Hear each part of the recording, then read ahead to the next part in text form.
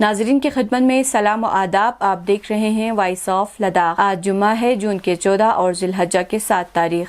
آج کی تازہ ترین خبروں کے ساتھ میں سعیدہ بانو حاضر خدمت ہوں. ناظرین سے گزارش ہے کہ بروقت ویڈیو پانے کے لیے ہمارے چینل کو سبسکرائب کریں اور خبریں آخر تک ضرور دیکھیں. آپ دیکھ رہے ہیں آپ کا پسندیدہ news channel voice of Ladakh.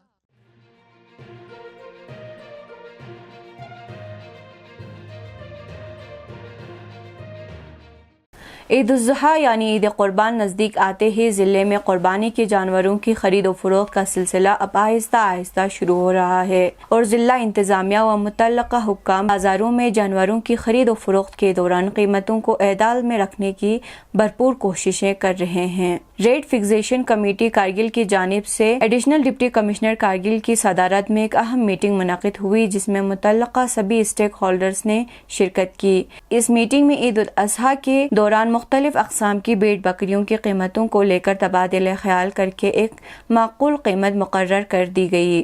اس دوران مذکورہ ریٹ فکسیشن کمیٹی کی میٹنگ کے دوران لیے گئے فیصلے کے مطابق assistant director food civil supply and consumer affairs کی جانب سے قربانی کے جانوروں کو 2 زمروں میں تقسیم کر کے ان کی الگ الگ قیمت مقرر کر دی گئی. بکری و بھیڑ جو دلی یا راجستھان سے لا کر یہاں فروخت کیے جاتے ہیں کی قیمت کرگل میں زندہ فی کلو 360 اور زانسکار میں فی کلو 370 روپے میں فروخت کیا جائے گا، جبکہ گجر بکروال کی بھیڑ بکریاں زانسکار بغیر کرگل میں فی کلو زندہ 310 روپے اور زانسکار میں بکروال کی بھیڑ بکریاں زندہ فی کلو 320 روپے فروخت کیا جائے گا. بہتر سہولیات، روا پانی اور پارکنگ فیسلٹیز کے ساتھ کمرہ کرائے پر دستیاب. ایک سیٹ 2 کمرہ، 1 کچن اور اٹیچ باتھ روم پر مشتمل ہے. ضرورت مند افراد ان نمبرات پر رابطہ قائم کرے 8492096021 یا 9419218457.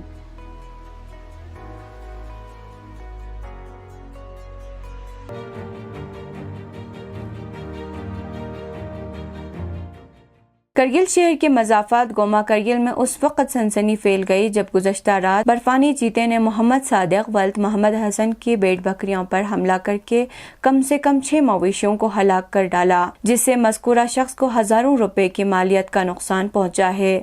ذرائع کے مطابق گزشتہ رات جب لوگ سو گئے تو اچانک چیتا رات کے اندھیرے میں محمد صادق کے بیٹ خانے میں گھس گئے اور 6 بھیڑ بکریوں کو منہ کا نوالا بنا لیا. تاہم مکان مالک کو صبح معلوم ہوا، جس کے بعد مالک مکان محمد صادق نے محکمہ وائلڈ لائف اور دیگر متعلقہ حکام کو واقعے کی خبر دی. واقعے کی خبر سن کر محکمہ وائلڈ لائف کے اہلکار جائے حادثے پر پہنچ کر حالات کا جائزہ لیا اور مکان مالک کو مناسب معاوضہ فراہم کرنے کا یقین دلایا.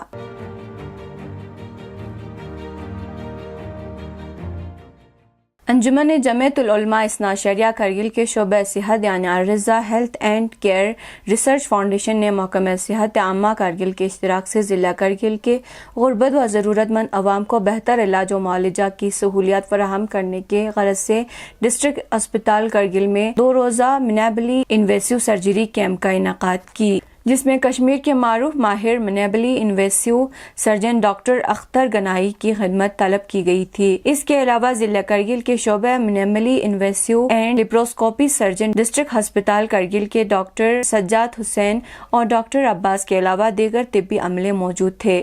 اس کیمپ کے دوران 12 بڑے اور پیچیدہ سرجری کو کامیاب بنایا. کیمپ کے دوران جدید مشینوں کا استعمال کیا گیا.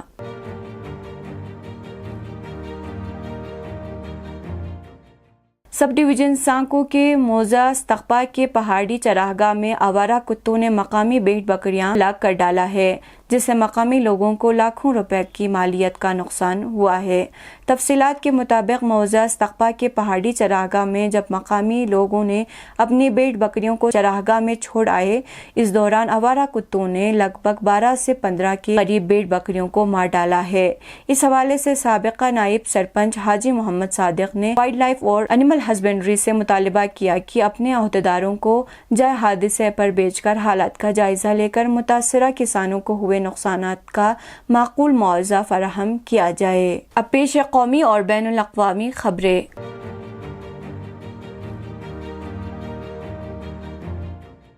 ناگپور میں واڑی علاقے میں دامنا کے قریب دھماکہ خیز مواد تیار کرنے والی چامنڈا کمپنی میں ایک بڑا دھماکہ ہوا جس میں 4 خواتین سمیت 6 ورکرز کی موت ہو گئی۔ 8 تا 10 افراد کی زخمی ہونے کی خبر ہے۔ اطلاع کے مطابق چامنڈا نامی کمپنی جو ناگپور کے قریب دامنا علاقے میں دھماکہ خیز مواد تیار کرتی ہے، یہاں دوپہر 12:30 بجے کے قریب اچانک دھماکہ ہوا۔ اس وقت کمپنی میں کئی مزدور کام کر رہے تھے۔ ان میں سے 5 مزدور موقع پر ہی ہلاک ہو گئے جبکہ تقریباً 10 مزدور شدید زخمی ہوئے جنہیں اسپتال پہنچایا گیا۔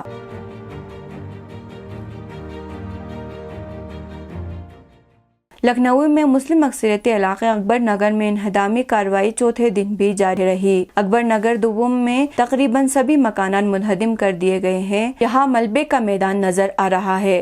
مذہبی مقامات کو فی الحال چھوٹ دیا گیا ہے۔ اب تک 400 سے زائد مکانات منہدم کیے جا چکے ہیں۔ وہیں لکھنؤ ڈیولپمنٹ اتھارٹی دعویٰ کر رہا ہے کہ یہاں سے بے گھر افراد کو باضابط کاری کے لیے پی ایم رہائش اسکیم کے تحت تقریباً 800 فلیٹ الاٹ کیے گئے ہیں، لیکن لوگوں کا الزام ہے کہ فلیٹوں میں بجلی اور پانی کی سہولیات نہیں ہے۔ تعمیراتی کام بھی ابھی مکمل نہیں ہے۔ شکایت پر انہیں دوڑایا جا رہا ہے۔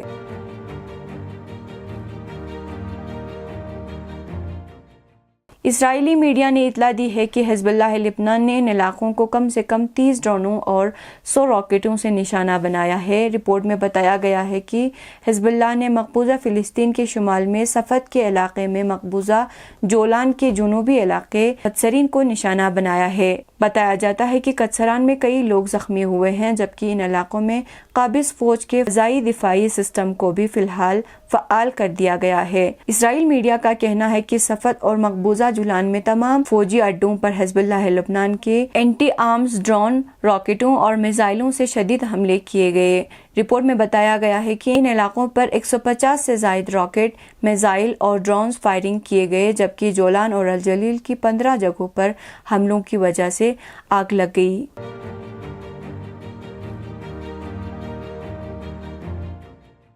عراق کے النجبہ تحریک کی سیکرٹری جنرل شیخ اکرم الکعبی نے حزب اللہ کے سیکرٹری جنرل سے حزب اللہ کے کمانڈر طالب سامی عبداللہ کی شہادت پر تعزیت کا اظہار کرتے ہوئے کہا کہ صہیونی حکومت جلد ہی اس جرم کی بھاری قیمت ادا کرے گی۔ شیخ اکرم الکعبی نے حزب اللہ کے ہر دل عزیز کمانڈر کی شہادت پر سید حسن نصر اللہ اور شہداء کے اہل خانہ سے تعزیت کی۔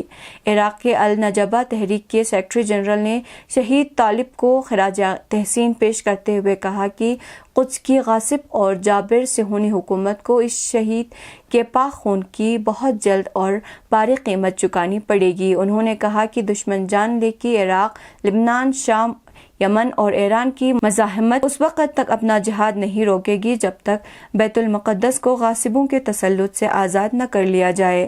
واضح رہے کہ حزب اللہ کے کمانڈر حاجی ابو طالب کے نام سے مشہور طالب سامی عبداللہ جنوبی لبنان کے قصبے جویا میں صہیونی حکومت کے ایک فضائی حملے میں شہید ہو گئے۔ یہ تھے اب تک کی خبریں۔ کل تک کے لیے مجھے اور میرے ساتھیوں کو دیجیے اجازت۔ اللہ حافظ۔